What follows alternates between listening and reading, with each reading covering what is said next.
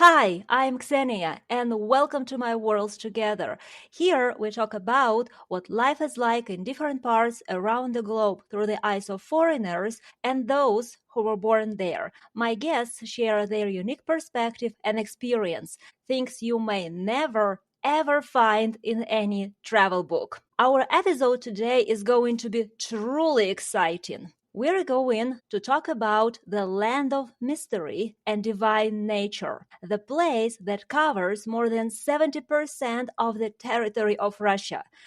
Can you imagine how big that is?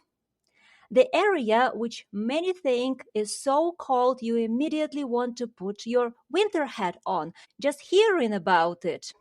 Welcome to Siberia. My guest is a good friend and a former student of mine who was born, raised, and still lives in Siberia. She is a brilliant musician, the guitar player, and the singer in the Luen Lu band. She is the author of the show's jingle that you heard at the start of the show. Please join me in welcoming Nancy. Hi, thanks for having me today. Thanks for finding the time to talk. So, you were born in Siberia. Can you tell us where? Yes, right. I was born and raised in Siberia, in South Siberia, in the city named Kemerovo. It's a big city. It's the capital of our region, Kuzbas.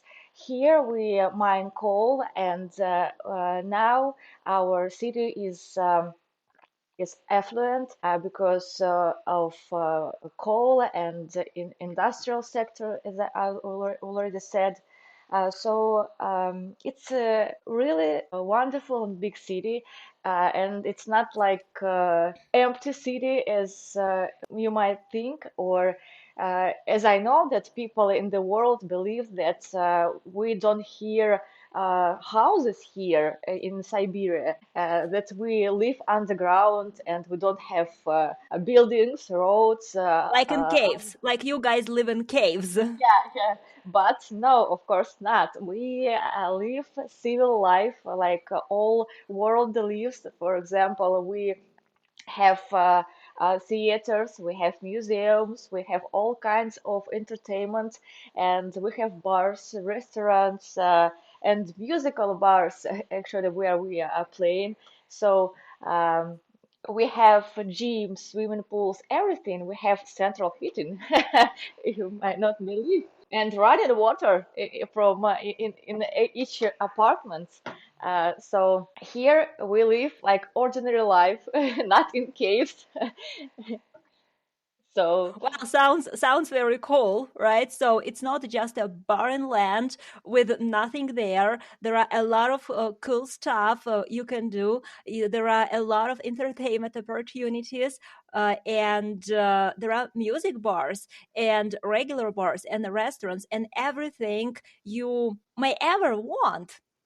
yes, right, that's true. And actually now our city is developing really, really fast. We have a lot of new buildings, a lot of new projects, and now our city is getting more attractive for other people and for students. And now our city is getting more comfortable. So I think in a few years we are going to have a really great city.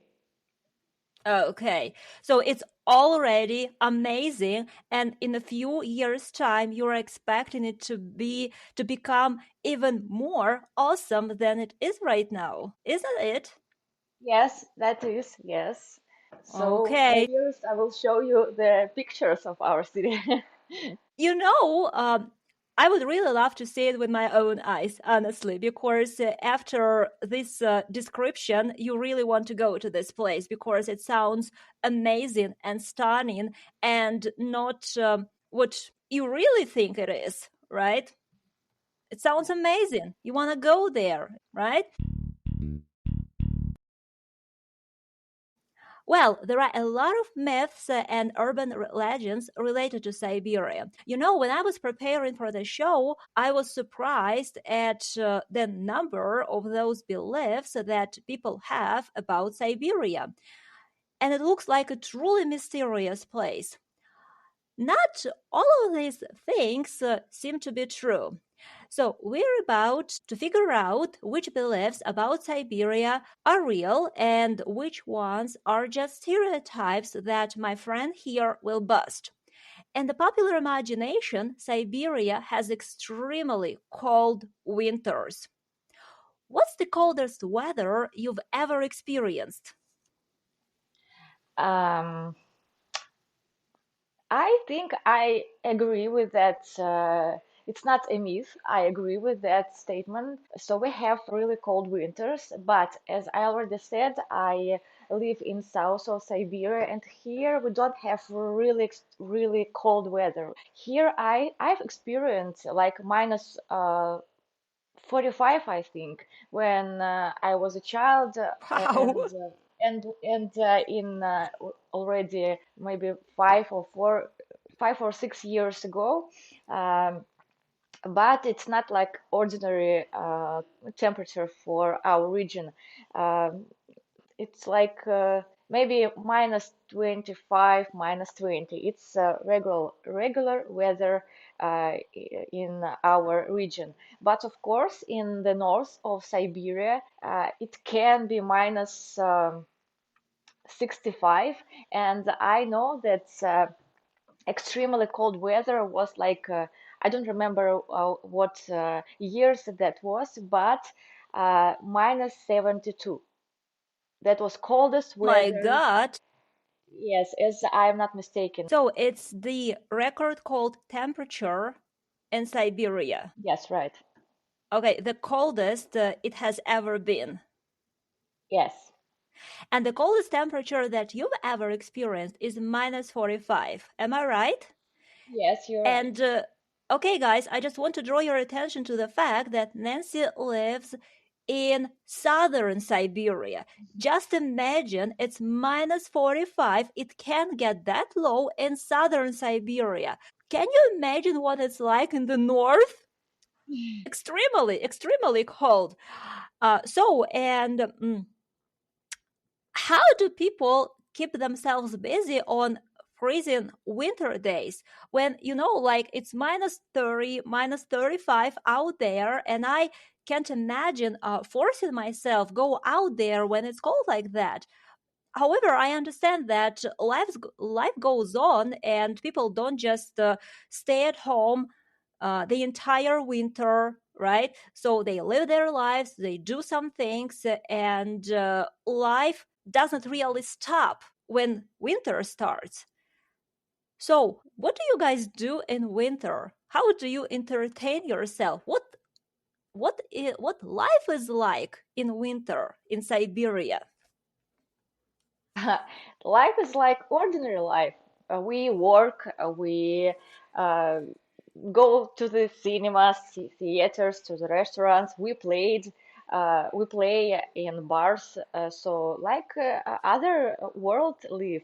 So like we do everything what other people do, and it's nothing special for us. And I remember when I was a child, when we had minus 30, we went for a walk, and we played with the snow, and had a very very nice childhood. So that's that's not a problem for us. Of course, it's not really comfortable because you have to put on a lot of clothes. You have to wear two pair of pants and a winter coat and a really warm hat because in other ways you get cold. So you have to wear a lot of warm So clothes. this is what makes you different from everyone else. Yes, your life is ordinary. You go to work, you go to bars and restaurants, to the cinemas, you hang out with your friends, but you have to put on warm clothes to make sure that you don't freeze out there. Yes, right. Okay, okay. Like my mom says, there is a way out of any situation, and that's your way out. Yeah, you have a really wise mother. She's right. I do, I do. Which brings me to my next question. There is a belief that Siberians love snow. Moreover, they are immune to cold weather. When was the last time you swam in a cold winter river? It was yesterday. I do it every morning. Oh, that is why you are so full of energy today. You just had an invigorating swim before our interview. Yeah, I jump right out of my window into the snow. Brilliant.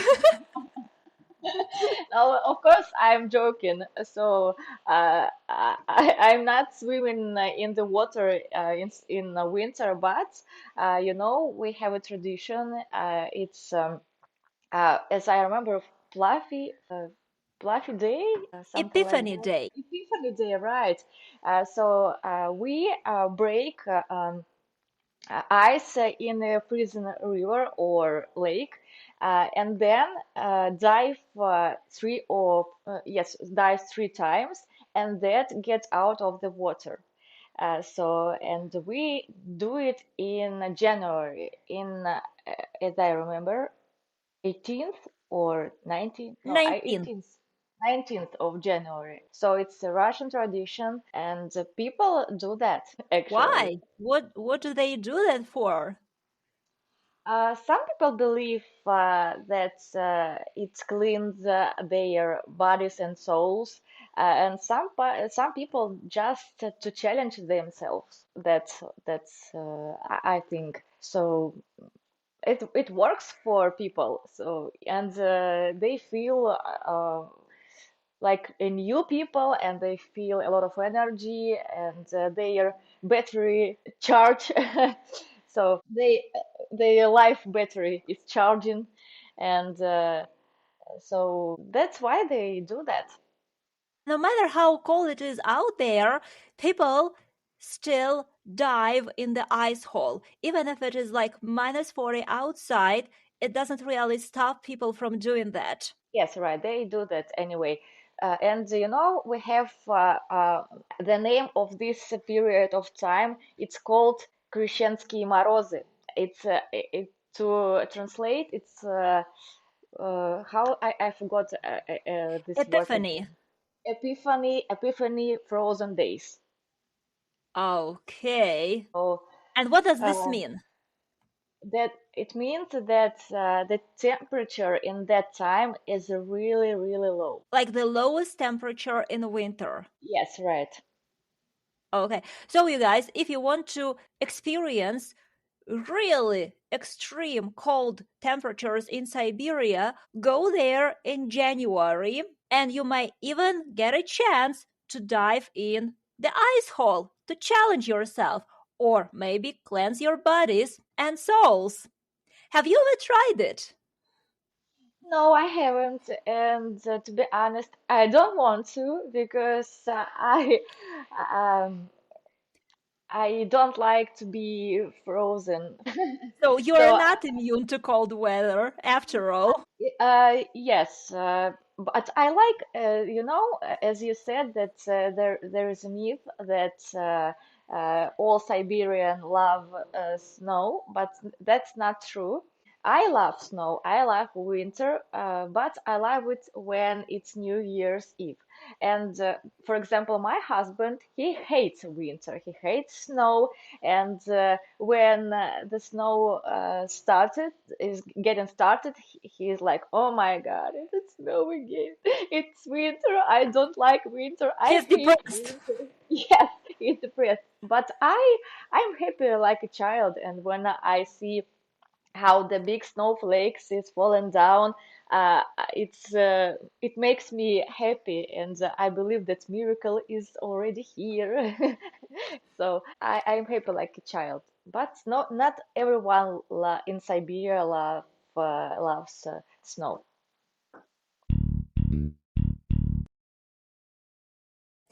Well, I guess that it's all clear about winter in Siberia. Let's talk a little bit about summer.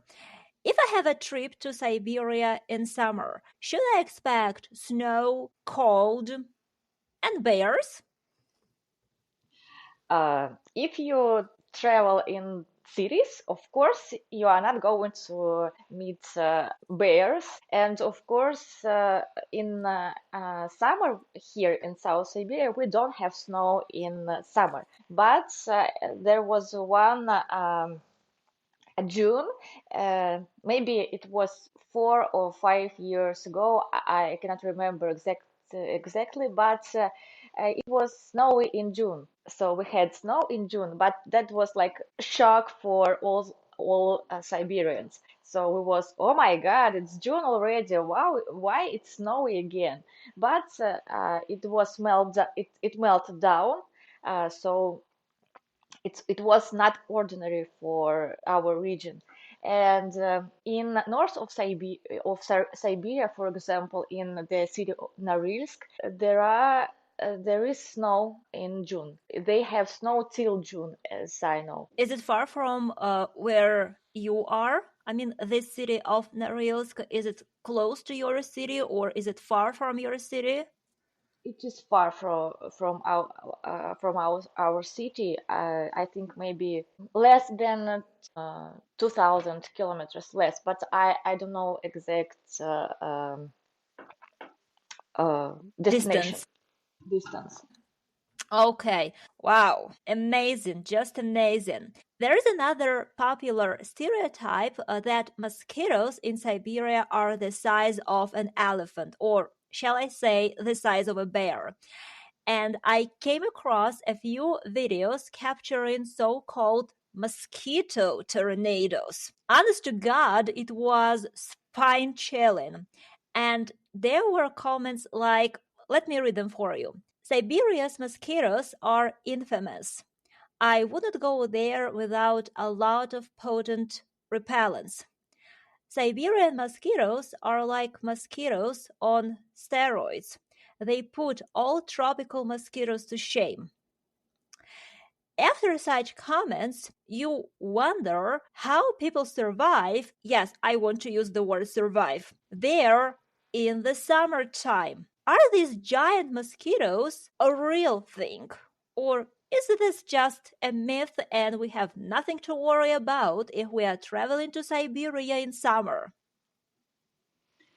Uh, what can I say? In the cities, we don't have big mosquitoes. We have like small mosquitoes like everywhere. But I believe that in taiga, it's a big forest. It's sprawling territory, and there live bears and and the other animals, of course. But I think their mosquitoes are much more bigger than I have seen in my life. And But I have never seen big mosquitoes. I think they live in taiga. So So maybe there is like a chance that if you are in taiga, which is, let me remind you, a giant forest, you might mistaken um, a mosquito for a bear. Like, oh look, that's a bear. Oh, thank God, it's a mosquito. if you would see a bear, I think there will not any thought in your mind. About any You mosquito. So I wouldn't mistake it for a mosquito. I would know what exactly that is right in front of me and run for my life. no, you wouldn't. Yeah, you will run really, really fast. Yeah, so like as fast as I can. Okay. Okay, so that's a myth. No giant mosquitoes, right? No mosquito the size of a bear, right? So they're just regular mosquitoes like everywhere else. Nothing to be scared of. Okay, that's great. Moscow and St. Petersburg are undoubtedly the main tourist draws in Russia. Like everyone knows about these cities. While Siberia remains a rather untouched holiday destination for tourists, inside and outside Russia. As a person who lives in Siberia and also travels in Siberia, of course, that's clear that you travel there because, like I said at the start of this interview, Siberia covers 70% of the territory of Russia. So it's massive. In your opinion, does Siberia have many things to offer to tourists? Yes, of course, we have a large number of beautiful places where you have to go. For example, first, I would say it's at the Lake Baikal. It's the biggest lake with clean water in the world, and it's really beautiful. There are clean air, and it's beautiful in winter and it's beautiful in summer. And it's I think it's enormous lake, and if you see this, honestly I have never been there, but I'm going to be there this summer. So, but I would recommend to visit this lake Baikal. Next one, it's ski resort. It's Sheregesh. It's in our region. Uh, you have go there. You can go there and have a lot of fun skiing, snowboarding. In winter, and in summer you have just go to rest there. It's we have beautiful mountains there, and one more, you can go to Altai. It's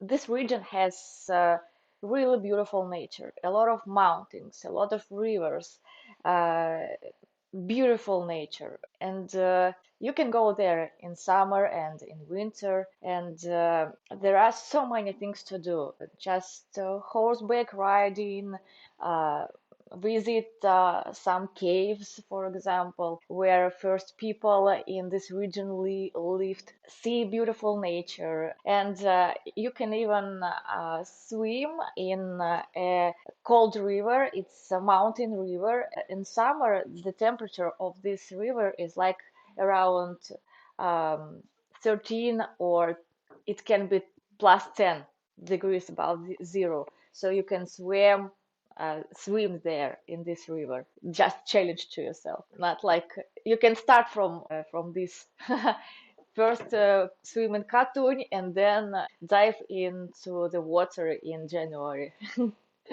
Is it expensive to travel in Siberia? For us, it's not expensive, but for I really I wouldn't say that. I think it's not really expensive. I highly recommend to go in our Siberia. Okay. Is there a place in Siberia which is special for you, like your power place?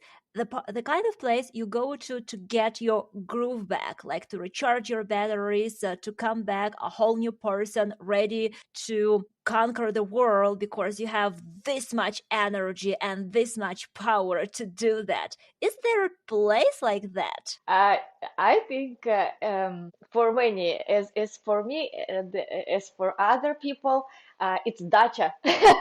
You know what is What that? is It's like dacha? dacha. It's out the country house. It's like a country house. Yes, it's like a country house, but you can live there only in summer, because in the winter there are a lot of snow, and you can drive there or walk there, so the snow is really high. But in summer, we go to dacha, and a lot of other people go to dacha. It's our tradition. But I am joking. But no, it's I am partly joking. But You for mean me, you do go to Dutchess, but yes, it's not I your do. power place. It's my power place, but not always. Uh, for me, power place is the place in forest outside the city. Uh, it's not like I live underground in caves. No, just a small house in the middle of forest or near close to the river. Um, That's powerful place for me, and I feel recharged. I feel much better when I outside the city. It's like a country club, right?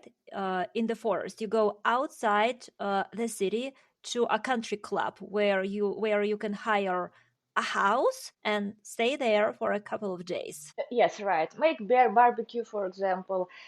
Swim in we called it bannichan. Have banya, and you feel much better. You feel like you are a new person after this kind of rest. You're born again. Yeah, yeah, right. That's true. Wow, that's amazing.